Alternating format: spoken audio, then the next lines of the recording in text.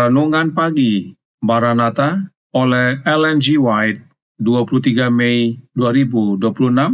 Mari kita berdoa.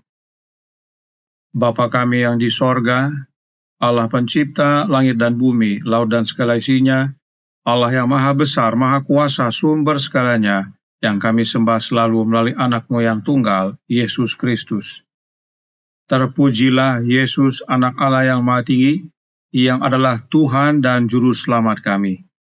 Pada pagi hari ini kami bersyukur boleh bangun dan berbakti, dan sebagaimana membaca dan mendengarkan nasihat firman-Mu, kiranya menjadi pertobatan bagi kami semua. Sebab kedatangan Kristus yang kedua kali sudah sangat dekat. Beserta kami sepanjang perbaktian ini, kehendak-Mu yang jadi. Ampun kami akan dosa dan salah, anak kami berdoa hanya dalam nama anak Allah yang tunggal, Yesus Kristus, yang adalah Tuhan dan Juru Selamat kami. Amin. Renungan hari ini akan dibacakan oleh Ibu Patricia Pangaila. Kepada Ibu Patris, kami persilahkan. Terima kasih. Selamat pagi dan selamat Sabat untuk kita semua. Pembacaan renungan pagi kita pada hari ini, tanggal 23 Mei 2026 dengan judul Bintang-bintang berjatuhan dari langit. Ayat inti diambil dari Matius 24 ayat 29 yang berbunyi, Bintang-bintang akan berjatuhan dari langit dan kuasa-kuasa langit akan goncang. Pada tahun 1833, tanda terakhir muncul sebagaimana dijanjikan oleh Juru Selamat sebagai bukti kedatangannya yang kedua. Yesus berkata, bintang-bintang akan berjatuhan dari langit.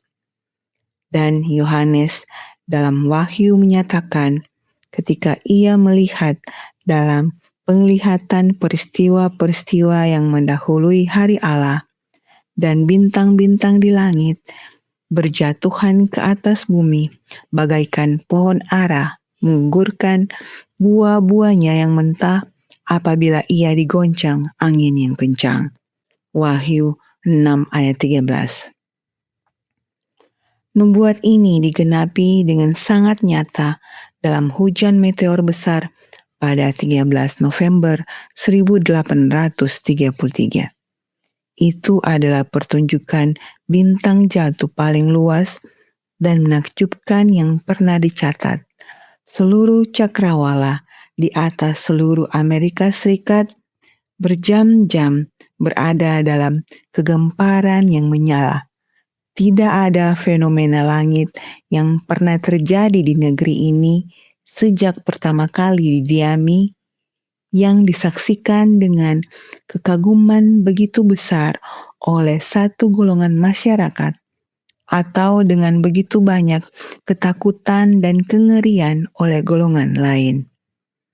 Keagungan dan keindahan yang menggetarkan itu masih teringat dalam banyak pikiran.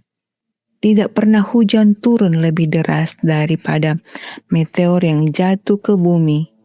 Timur, barat, utara, dan selatan, semuanya sama. Singkatnya, seluruh langit tampak bergerak. Pertunjukan ini sebagaimana digambarkan dalam catatan Profesor Silliman terlihat di seluruh Amerika Utara. Dari pukul 2 dini hari hingga fajar menyingsing, permainan cahaya yang berkilauan terus berlangsung di seluruh langit.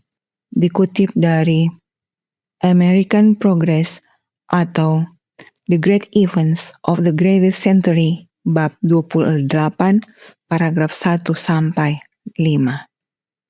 Dengan demikian tampaklah tanda terakhir dari kedatangannya, tentang mana Yesus berkata kepada murid-muridnya, demikian juga jika kamu melihat semuanya ini, ketahuilah bahwa waktunya sudah dekat, sudah diambang pintu. Setelah tanda-tanda ini, Yohanes melihat peristiwa besar yang segera menyusul, Menyusutlah langit bagaikan gulungan kitab yang digulung, dan tergeserlah gunung-gunung dan pulau-pulau dari tempatnya. Dan orang-orang fasik dengan ketakutan berusaha melarikan diri dari hadapan Anak Manusia. Namun hari dan jam kedatangannya tidak dinyatakan oleh Kristus. Waktu yang tepat dari kedatangan Anak Manusia adalah rahasia Allah. Demikianlah pembacaan renungan pagi kita. Terima kasih, dan Tuhan Yesus memberkati. Terima kasih atas penata layanan Ibu Petris. Tuhan Yesus memberkati. Selamat pagi saudaraku dalam Tuhan. Selamat Sabat. Alkitab berkata dalam Matius 24 ayat 29 dan 30 yang berbunyi, segera sesudah siksaan pada masa itu, matahari akan menjadi gelap dan bulan tidak bercahaya, dan bintang-bintang akan berjatuhan dari langit, dan kuasa-kuasa langit akan goncang. Pada waktu itu akan tampak tanda Anak Manusia di langit, dan semua bangsa di bumi akan meratap, dan mereka akan melihat Anak Manusia itu datang di atas awan-awan di langit dengan segala kekuasaan dan kemuliaannya. Dikatakan segera sesudah siksaan masa itu, matahari akan menjadi gelap, yaitu yang terjadi pada tanggal 19 Mei tahun 1780, dan karena matahari tidak bersinar, karenanya bulan tidak bercahaya. Lalu, kapan bintang-bintang berjatuhan? Tanggal 13 November tahun 1833. Nah, siksaan apa yang terjadi sebelum tahun 1833 dan tahun 1780? Siksaan masa kegelapan, yaitu 1260 tahun, yang dimulai tahun 538 dan berakhir di tahun 1798. Karenanya, segera setelah masa kegelapan berakhir, digenapilah nubuatan Matius 24 ini. Artinya, bila semuanya itu terjadi, kedatangan Kristus yang kedua kali sudah sangat dekat. Tentang hal ini, Roh Nubuat berkata dalam The Desire of Ages, halaman 632, paragraf 1. Pada akhir penganiayaan besar-besaran oleh Paus, Kristus menyatakan bahwa matahari akan menjadi gelap dan bulan tidak akan memberikan cahayanya. Selanjutnya, bintang-bintang akan jatuh dari langit. Dan ia berkata, tariklah pelajaran dari perumpamaan tentang pohon ara. Apabila ranting-rantingnya melembut dan mulai bertunas, kamu tahu bahwa musim panas sudah dekat. Demikian juga, jika kamu melihat semuanya ini, ketahuilah bahwa waktunya sudah dekat, sudah di ambang pintu. Artinya, tahun 1833 saat jatuhnya bintang-bintang menyatakan bahwa kedatangan Kristus yang kedua kali sudah di ambang pintu. Lalu, bagaimana dengan sekarang, yang 193 tahun setelah bintang-bintang jatuh? Artinya, kedatangan Kristus sudah semakin sangat dekat. Itu sebabnya diamarkan kepada kita melalui pekabaran renungan pagi beberapa hari terakhir ini. Dalam penjelasan lainnya dikatakan, The Great Controversy, halaman 306, paragraf 1. Dalam percakapan Juru Selamat dengan murid-muridnya di Bukit Zaitun, setelah menggambarkan masa percobaan yang panjang bagi mereka, 1260 tahun penganiayaan kepausan, yang tentangnya ia telah berjanji bahwa masa kesengsaraan akan dipersingkat. Ia menyebutkan beberapa peristiwa yang akan mendahului kedatangannya dan menetapkan waktu kapan peristiwa pertama dari peristiwa-peristiwa ini akan disaksikan. Tetapi pada masa itu, sesudah siksaan itu, matahari akan menjadi gelap dan bulan tidak bercahaya. Markus 13 ayat 24. 1260 hari atau tahun berakhir pada tahun 1768. Seperempat abad sebelumnya, penganiayaan hampir sepenuhnya berhenti. Setelah penganiayaan ini, menurut perkataan Kristus, matahari akan menjadi gelap. Pada tanggal 19 Mei 1780, nubuat ini digenapi. Tapi, gantinya bersedia jemaat-jemaat banyak yang murtad. Dan tentang hal ini Roh Nubuat berkata dalam The Great Controversy, halaman 309, paragraf 2. Kondisi jemaat saat ini ditunjukkan dalam perkataan Juru Selamat dalam kitab Wahyu. Engkau dikatakan hidup, padahal engkau mati. Dan kepada mereka yang menolak untuk bangkit dari rasa aman mereka yang lalai, peringatan yang sungguh-sungguh ditujukan. Jikalau engkau tidak berjaga-jaga, aku akan datang seperti pencuri, dan engkau tidak tahu pada waktu manakah aku tiba-tiba datang kepadamu. Inilah kondisi jemaat di zaman ini. Padahal, kedatangan Kristus sudah sangat dekat dibandingkan tahun 1833. Oleh sebab itu, saudaraku dalam Tuhan, Signs of the Times tanggal 9 Oktober tahun 1901 paragraf 11 berkata, bangsa-bangsa sedang dilanda keresahan, masa-masa kebingungan sedang melanda kita. Hati manusia gentar karena takut akan hal-hal yang akan datang ke bumi.